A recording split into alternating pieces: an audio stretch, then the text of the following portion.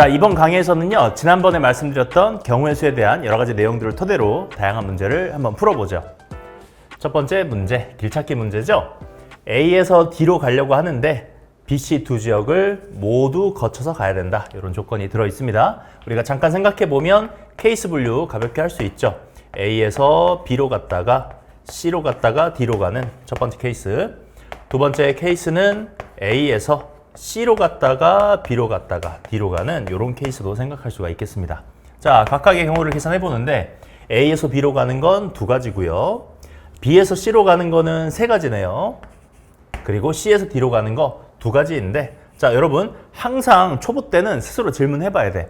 이거 곱하기 해도 될까라는 질문. 그리고 그에 대한 대답은 뭐냐면은 A에서 B로 가는 이 두 가지 길이 있잖아요. 그 각각의 경우에 대하여 B에서 C로 가는 이 세 가지 길이 동등하게 적용되는 거죠. 이 길로 가도 여기 세 가지 선택 다 할 수 있는 거고, 이 길로 가도 세 가지 선택 다 할 수 있는 거잖아요. 그래서 그런 것들이 확실할 때만 곱셈을 하는 거죠. 그래서 12가지가 되는 거고요. A에서 C로 가는 거 세 가지, C에서 B도 세 가지, B에서 D도 세 가지에서 27가지 되었습니다.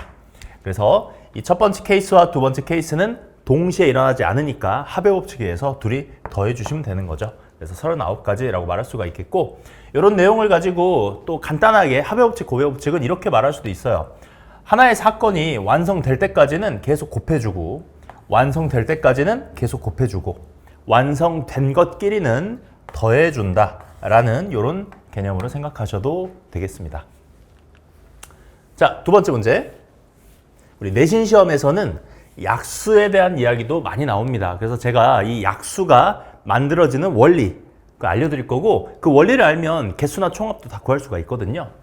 자, 36이라는 숫자가 있는데 약수를 써보자. 1, 2, 3, 4, 6, 9, 12, 18, 36 이렇게 해서 9개의 약수가 보이네요. 그래서 약수의 개수 9개, 약수의 총합 그러면은 다 더하면 총합 나오겠지. 근데 그렇게 풀려고 하는 건 아니겠죠. 왜냐면 숫자가 커지면 그렇게 풀 수 없잖아요. 그래서 제가 여러분 약수가 만들어지는 원리를 말씀드려 볼게요. 일단 36이라는 숫자를 소인수분해합니다. 4, 9, 36이니까 2의 제곱 곱하기 3의 제곱이에요. 자, 그리고 나서 어떻게 생각하는 거냐면 이 왼쪽에 있는 녀석 4잖아요. 얘의 약수들을 쭉 써볼게요. 4의 약수 1, 2, 4인데 1, 2, 4는 2의 제곱 이렇게 한번 써보겠습니다. 그리고 2는 2의 1제곱이죠. 그 다음에 1은요 나중에 배울 텐데 1은 2의 0제곱 이렇게 써도 괜찮아요. 나중에 2학년 때 배우는 건데 어떤 녀석의 0제곱은 1로 약속을 하거든요. 지수가 0일 때는 1로 약속한다. 뭐 그건 알아도 되고 몰라도 상관없습니다. 그 다음 3의 제곱이라는 숫자의 약수들도 쭉 써볼게요. 9의 약수 1, 3, 9잖아. 1, 3, 9 이렇게 쓸 수가 있고요. 그리고 나서 얘네들을 어떻게 하는 거냐면 노란색 하나, 파란색 하나를 짝지어주는 거예요. 그래서 얘랑 얘랑 곱하게 되면 1이라는 녀석, 얘랑 얘랑 곱하면 3이라는 녀석, 이렇게 곱하면 9라는 거, 이렇게 나오면 2, 이렇게 곱하면 6, 이런 식으로 모든 약수들이 쫙 만들어진다 이거죠. 그래서 약수의 개수라는 건 결국에는 이 노란색의 개수 3과 이 파란색의 개수 3을 곱한 게 바로 약수의 개수다라는 거고요. 이 3이라는 건 이렇게 해석할 수도 있겠네. 소인수분해했을 때 이 지수에다가 1 더한 거, 이 지수에다가 1 더한 거. 왜 1을 더했을까요? 2의 제곱의 약수 그러면은 2의 0, 2의 1, 2의 2 이렇게 나오게 되니까 지수에 1 더한 숫자가 바로 우리가 약수의 개수 셀 때 필요한 숫자가 되겠습니다. 이렇게 우리가 약수의 개수를 구할 수 있어요. 이거 조금 일반화 시켜보면 이렇습니다. 어떤 자연수n을 소인수분해했더니 A의 P제곱, B의 Q제곱, C의 R제곱 이렇게 소인수분해 된다고 하면 약수의 개수는 지수마다 하나씩 더해서 P 더하기 1, Q 더하기 1, R 더하기 1이다. 이런 식으로 우리가 약수의 개수 공식을 하나 만들어낼 수가 있어요. 기억해 주시고요. 자, 약수의 총합은 어떻게 만들어지느냐? 약수의 총합. 일단 제가 요 예시를 가지고 약수의 총합 구하는 식을 하나 보여드릴 텐데요. 이렇게 하는 거래요. 이 노란색 녀석들을 가로로 이렇게 쭉 써줍니다. 덧셈으로 연결해서 쭉 써주고요. 그 다음 요 파란색 녀석도 가로로 덧셈으로 연결해서 쭉 써주게 돼요. 이렇게 써주게 되면 자, 여기 이 1제곱이죠. 여러분이 이거 계산하고 계산해서 곱한 결과가 바로 약수의 총합이에요. 왜냐? 여러분이 이거를 전개하는 과정을 생각해 보면 노란색 중에 하나랑 파란색 중에 하나 이렇게 곱하는 거, 그게 바로 약수가 만들어지는 원리였죠. 또 얘랑 얘랑 곱해서 얘랑 얘랑 곱해서 약수들이 탁탁탁 튀어나오게 되고 그것들을 덧셈으로 다 연결한 거니까 결국에는 모든 약수들이 나타나면서 총합을 구할 수 있다는 거죠. 이거 계산하시면 결국에는 4, 6, 7, 그 다음에 파란색은 13 해서 91이라는 약수의 총합을 구할 수가 있습니다. 91과 9니까 x 더하기 y는 100이 되겠죠. 그래서 이것도 공식처럼 써보면 약수의 총합은 이렇게 하는 거래요.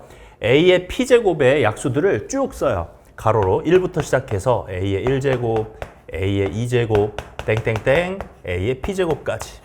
그 다음 b의 q제곱도 가로로 쭉 씁니다. 땡땡땡, b의 q제곱까지. 마지막 c의 r제곱도 그의 약수들을 가로로 쭉 써요. c의 1제곱, c의 2제곱, 땡땡땡, c의 r제곱까지. 그래서 여러분들은 이거 계산하고 계산해서 탁탁탁 곱해주면 된다라는 거죠. 그래서 약수의 개수와 총합 알아주시면 좋겠고, 요 원리를 알면 여러분이 약수 문제 중에 또 심화 문제 이런 것도 있어요. 약수 중에 짝수는 몇 개냐 뭐 이런 문제 예를 들면 그럼 짝수라는 거는 2, 4, 6, 12, 18, 36 6개네 이렇게 풀 수도 있는데 이 원리를 생각해 보자. 짝수인 약수가 만들어지려면 여기 1, 2, 4 중에 요 2와 4가 중요한 거죠. 자, 왼쪽 노란색 숫자 중에 2나 4가 선택이 되면 파란색은 아무거나 선택해서 곱해도 다 짝수가 만들어지는 거잖아요. 그래서 노란색 중에는 얘네 둘 중에 하나를 선택하고 파란색은 이 셋 다 괜찮으니까 결국은 짝수의 개수는 2 곱하기 3 해서 6개 이렇게 풀 수도 있다는 거예요. 이런 내용을 뭐 이용하면 3의 배수는 몇 개냐 이런 것도 풀 수도 있겠죠. 짝수 중에 3의 배수 그러면은 노란색은 아무거나 선택해도 되고 파란색 중에는 얘네 둘을 선택해야 된다. 이렇게 풀 수도 있고요. 그래서 이런 약수에 대한 문제, 원리를 좀 알아두시면 좋을 것 같습니다. 자, 3번은 색칠하기 문제고요. 이런 것도 이제 문제집에 많이 있을 텐데 일단 색칠하기 문제의 시작은요. 인접한 영역이 많은 곳부터 색칠하는 거예요. 그래서 저는 이 그림을 딱 보면 2부터 색칠하는 게 유리하다고 말할 수가 있겠습니다. 자, 2부터 색칠해야 유리한 거예요.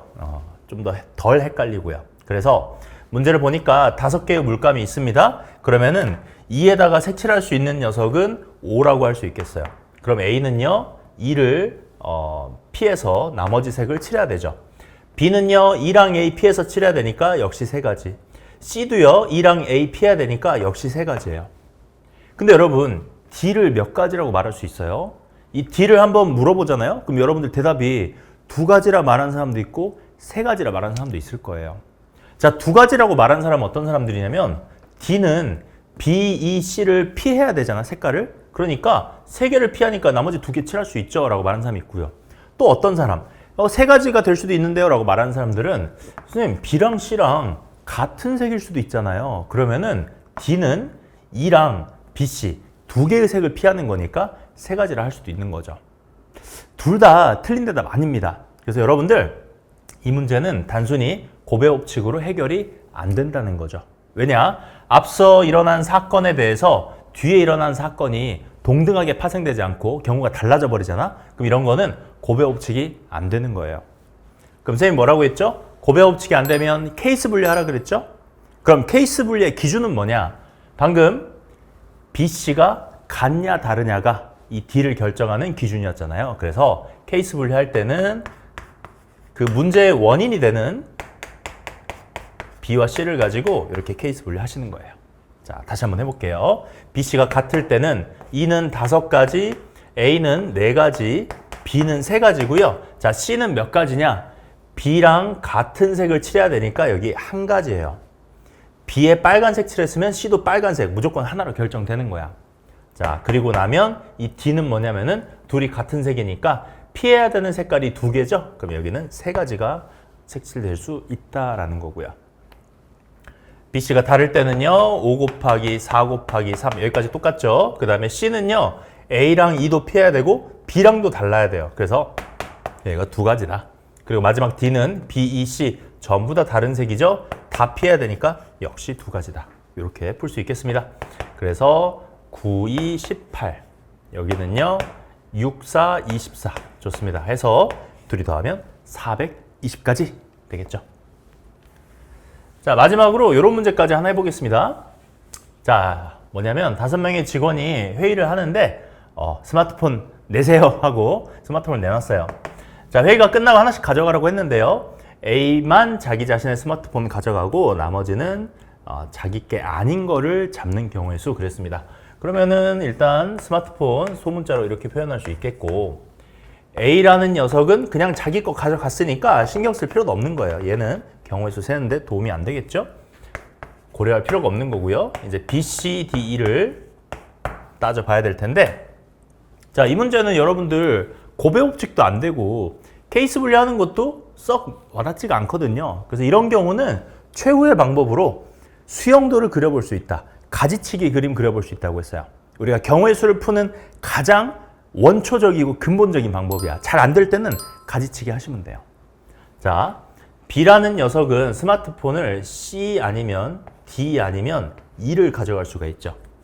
자, B가 C라는 녀석을 가져갔다 치면 얘는 뭘 가져갈 수 있냐? B 가져갈 수 있고요. D 가져갈 수 있고요. E도 가져갈 수 있습니다.